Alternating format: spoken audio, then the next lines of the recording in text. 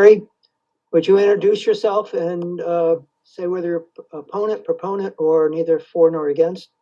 Yes, good morning. My name is Nick Murray. I'm Director of Policy at Maine Policy Institute. We are testifying in support of this bill. Senator Lawrence, Representative Ziegler, distinguished members of the Energy, Utilities, and Technology Committee, appreciate the time this morning.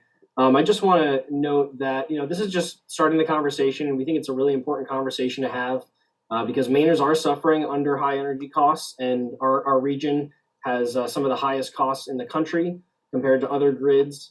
I've submitted some written testimony, so I'm just going to summarize that, but you'll find at the end there are several graphs that note that not only has the average price of electricity risen for the New England states because we all share the same grid, at that same time demand has dropped. So prices have risen about 15 or 20% after 2015. Our demand has dropped about 5% in that time as well. So not only are we seeing reduced demand, we're seeing higher prices, and our region is producing less energy than before. So you'll note that after the Vermont Yankee nuclear plant closed at the end of 2014, not only did carbon emissions rise a little bit in 2015, the Energy Information Administration at the United States, at the U.S. Department of Energy, said that the region would have to make up for this power. A 600 megawatt plant closing and have to make up this power at some point, whether that's from the existing 4 plants that were existing at that point, the 4 nuclear plants, or whether it meant that we needed to increase our imports of natural gas from New York State or hydropower from Quebec. So pretty much the latter happened in that situation where the last graph on my testimony shows that change in power generation, but that blue line there shows the import level. And so you can see after that plant closed, our imports jumped. The region went from being a net energy exporter to a net energy importer, a full flip to the other side. So this is what's at stake, is that whether we can produce our energy here, whether we can retain price control here over just keeping supply up for Maine people, and just whether we can really choose a carbon-free future. Nuclear plants have an over 90% capacity factor because they can operate more almost all the time. Whereas, you're looking at solar or wind, which have about a 20 or 30% capacity factor because it only works if the sun is shining or the wind is blowing. So this means that nuclear energy can be a real boon to this region and to the ratepayers of this region.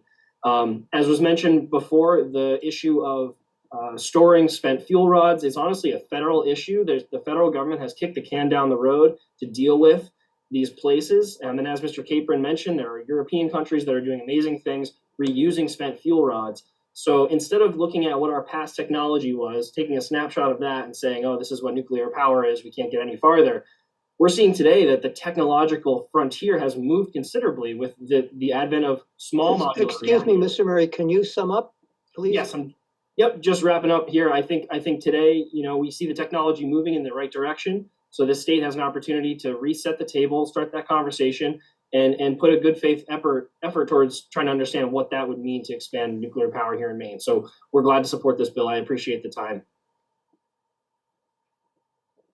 Any questions from the committee of Mr. Murray? Yes, Representative Boyle. Thank you, Mr. Chair. Thank you, Mr. Murray.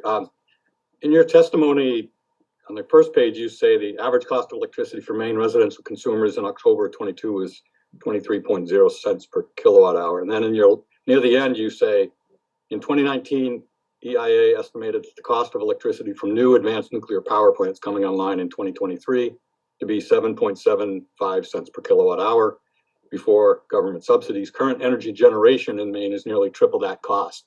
Can you explain to us how in one place you say 23 cents for residential kilowatt hour rates, and then you say triple, the generation would be triple, the generation cost in Maine is triple that 7.75? Yeah, I think that later figure is all sectors versus the earlier figure is just residential. So those are different numbers, but we talk about residential electricity costs up at the top and all sector down at the bottom. The graph that I provide there is the all sector rate, not just residential. But the nuclear cost still stands much lower than what we pay today.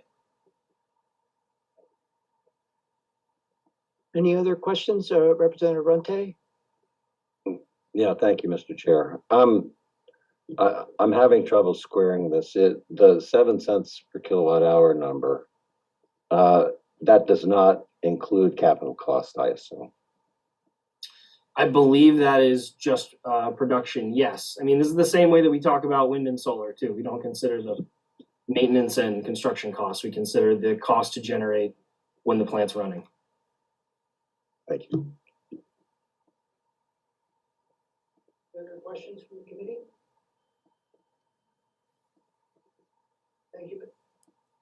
Any other questions from the committee? Thank you, Mr. Murray. Thank you.